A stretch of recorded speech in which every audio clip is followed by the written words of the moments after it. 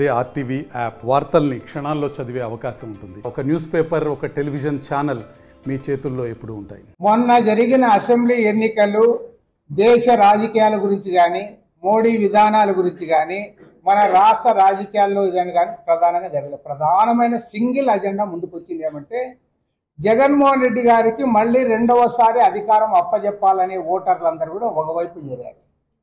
ఎట్టి పరిస్థితుల్లో ఇతను రెండోసారి అధికారం ఇవ్వకూడదు, రాష్ట్రం భ్రష్టు పట్టిపోతుంది, నాశనం అవుతుంది, అధోగతి పాలవుతుంది అనే ఓటర్లందరూ ఇంకో పక్క చేరారు. కాబట్టి ఏమంటే మా గురించి వాళ్ళు ఆలోచించే అవకాశం లేదు అక్కడ. కాంగ్రెస్ గురించి మాట్లాడే కూడా లేదు. ఎందుకంటే వాళ్ళు కనపడుతున్నది జగన్మోహన్ రెడ్డి ఉండాలన్నా వద్దా అని. జగన్మోహన్ రెడ్డి ఉండాలనుకునే వాళ్ళు 40% మంది అతనికి ఓట్లు వేశారు. జగన్మోహన్ రెడ్డి పోవాలనుకునే 60% మంది దానికి ప్రత్యామ్నాయంగా కనపడుతున్న తెలుగుదేశం కూటమికి వేశారు. తెలుగుదేశం ఒంటరిగా సరే అధికారంలోకి వచ్చి ఉండు, మరి వారికి అధికారం అప్పచెప్పారు. కాబట్టి ఏమంటే మూడవదిగా మేమేదైతే కాంగ్రెస్, సిపిఎం మా ప్రచారము పెద్దగా ప్రజలు పట్టించుకోరు. దాని పర్యవసానంగానే ఇది జరిగింది. 1,000+ faculty, 600+ PhD, industry-driven skilling. KL, deemed to be university. Modi గారు ఆయన గుర్తించడం లేదు, ఇప్పటికి కూడా మూర్ఖంగా వ్యవహరిస్తూ ఉన్నాడు. ఇది మాత్రం క్లియర్ కట్గా చెప్పదలుచున్నాం. ఎందుకంటే ఆయనకు సీట్లు తగ్గాయి, నేను బీజేపీ గవర్నమెంట్ కాదు, ఇది ఎన్డీఏ గవర్నమెంట్ అని అనుకోవడంలే. ఈవెన్ ప్రోటెం స్పీకర్ విషయంలో కూడా, ప్రోటెం స్పీకర్ అంటే ఓన్లీ ప్రమాణ స్వీకారం చేయించడమే, దాంట్లో కూడా వైలేట్ చేశాడు సాంప్రదాయాన్ని. తర్వాత స్పీకర్ ఎన్నికల్లో కూడా సాంప్రదాయాన్ని చేశాడు.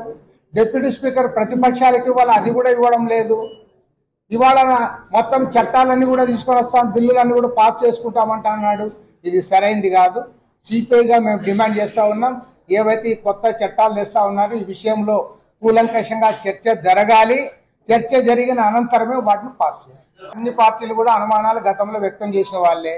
తెలుగుదేశం పార్టీ చంద్రబాబు నాయుడు కూడా రాష్ట్రపతిని కలిశాడు. కాబట్టి దానిపైన ప్రత్యేకంగా చర్చ జరగాలి. ఎందుకంటే అభివృద్ధి చెందిన దేశాల్లో కూడా ఈవీఎంలు వాడడంలే, పేపర్ బ్యాలెట్ వాడుతున్నారు. కాబట్టి అదొక చర్చ.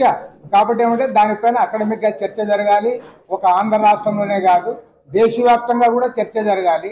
దేశవ్యాప్తంగా చర్చ జరిగి ఎన్నికల కమిషన్ వారే సుమోటోగా ఇనిషియేట్ చేసి చర్చించి ఒక నిర్ణయానికి వస్తే బాగుంటుంది. ఏదేమైనా సరే నేను గ్యారంటీ చెప్పగలను, ఇవాళ ఎన్నికల కమిషన్ నిర్వహిస్తున్న ఏదైతే ఎన్నికలు ఉన్నాయో రాబోయే రోజుల్లో ప్రజాస్వామ్యం పైన కూడా నమ్మకం పోతుంది. ఎందుకంటే మీరందరూ చూస్తూ ఉన్నారు, మన ఆంధ్ర రాష్ట్రంలో జరిగిన ఎన్నికల్లో ఒక్క ఆంధ్ర రాష్ట్రంలోనే 10,000 కోట్ల రూపాయలు ఖర్చు చేశాయి ప్రధానమైన పార్టీలు. 10,000 crores. ఇవాళ చట్టసభల్లో ఎమ్మెల్యేలు, ఎంపీలు ఎవరవుతా ఉన్నారు? 100 కోట్ల రూపాయల ఆసాములు పోయి కూర్చుంటా ఉన్నారు. కాబట్టి ఎన్నికల కమిషన్ ఈ అంశాలన్నిటిపైన, ఒక్క ఈవీఎంల పైన కాదు, అన్ని అంశాలపైన కూడా చర్చ జరగాలి.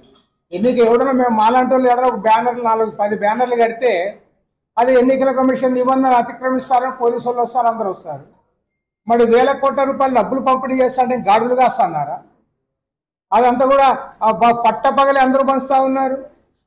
అరే ప్రతి ఒక్కరు పంచుతా ఉన్నారు. చివరికి దురదృష్టం ఏమంటే పోలీస్ స్టేషన్లకు కూడా డబ్బులు తీసుకుంటా ఉన్నారు. ఎన్నికల ప్రిసైడింగ్ ఆఫీసర్లు ఉన్న వాళ్ళకు డబ్బులు ఇస్తా ఉన్నారు.